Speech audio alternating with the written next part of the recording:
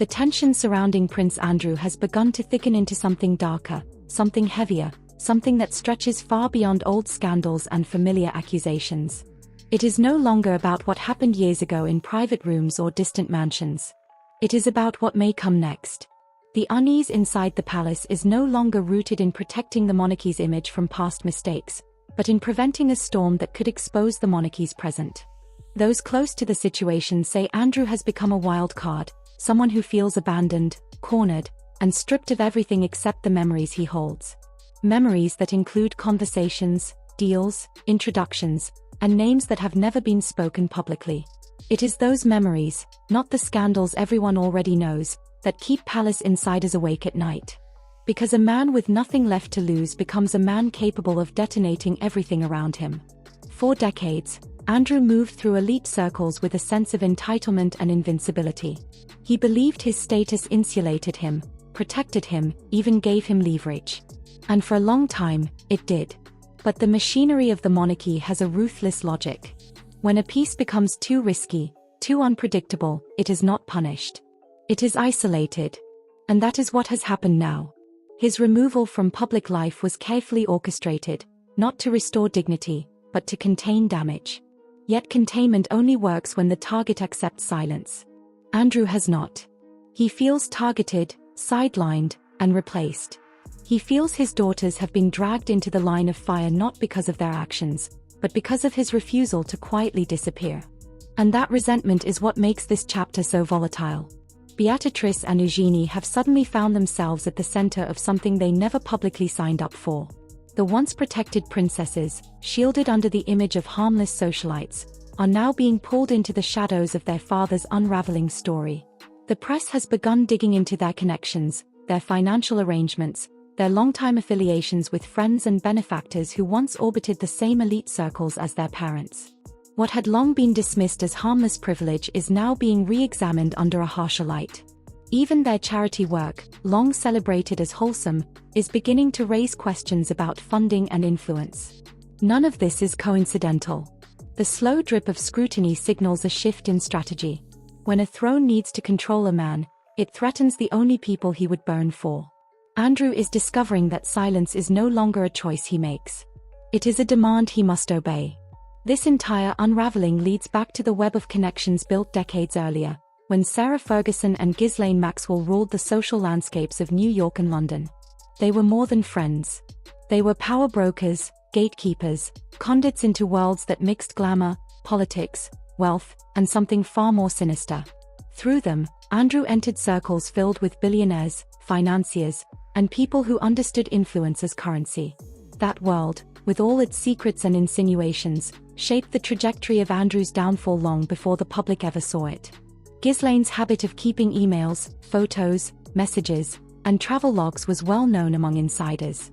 These files were her protection, her leverage, her insurance policy. And now that fragments of those archives have begun to surface, the question is no longer whether they exist, but how much more remains buried. Sarah Ferguson's role in all of this has also resurfaced, not through scandalous behavior, but through contradictions in her own narrative. Her claim of never meeting Meghan before the royal wedding raised eyebrows among those who have followed the social circuits of the early 2010s. The overlapping travel schedules, the shared friends, the mutual appearances at elite gatherings make that claim difficult to accept. Meghan's presence at Tom Insk's wedding, her alleged arrival through a private flight linked to a billionaire, and the proximity of Andrew and his daughters all suggest a far more entangled history than has been publicly admitted. Whether intentional or accidental, these overlaps raise questions about who knew whom, when alliances were formed, and why certain relationships were later denied. As these pieces resurface, the public's frustration grows louder, sharper, more demanding. They look at Andrew's privileges with increasing disbelief, especially when confronted with examples of unchecked entitlement such as the 2016 Windsorgate incident. The destruction of property, the injuries, the £80,000 repair bill paid by taxpayers, all of it paints a picture of a man who operated without consequence, protected by a system that expected silence in exchange for shielding. But now the system wants the debt returned. They want compliance, not resistance. They want Andrew to stay quiet as the monarchy navigates one of the most delicate transitions in modern history. And the irony is unmistakable. Those who once protected him now fear him. Those who once celebrated him now monitor him. Those who once supported him now consider exile as the only viable solution. Exile. A word that echoes history. A word that once defined the fate of the Duke of Windsor when he became too dangerous, too disruptive, too uncontrollable. Now that same path looms in front of Andrew. Discussions are happening quietly behind palace walls, not about guilt, but about stability. Not about scandal, but about survival. Options are being weighed: Spain, Switzerland, the Middle East. A life lived away from cameras, away from microphones, away from temptation. A life lived as far from the heart of the monarchy as possible. But exile comes with conditions: financial arrangements, security concerns, and above all, silence. True silence. The kind that cannot be broken. And this brings us to the final, unsettling intersection of this story. The place where Meghan, the York sisters, Andrew, Fergie, and the social networks of Soho House, Epstein's circles, Burkle's influence, and old New York elites all begin to overlap.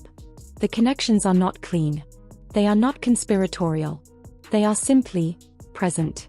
Present in timelines, in travel logs, in photographs, in friendships that predate royal marriages and public fallouts. Present in ways that suggest familiarity long before the world believed these people had even met. These are the details that investigators, journalists, authors, and insiders are now slowly piecing together. Not because they prove wrongdoing, but because they suggest proximity. And proximity, in stories like this, is everything. This chapter is not an ending. It is a threshold. There are still thousands of emails hidden somewhere. Thousands of messages, schedules, receipts, itineraries, and conversations waiting for the moment they become valuable. Waiting for the moment someone decides to speak. As Andrew faces the loss of his home, the threat to his titles, and the fear of his daughter's exposure, the pressure builds. Because one wrong move, one leak, one confession, could fracture the monarchy in ways no scandal ever has. And when that moment comes, the silence that has protected all sides for decades may finally shatter.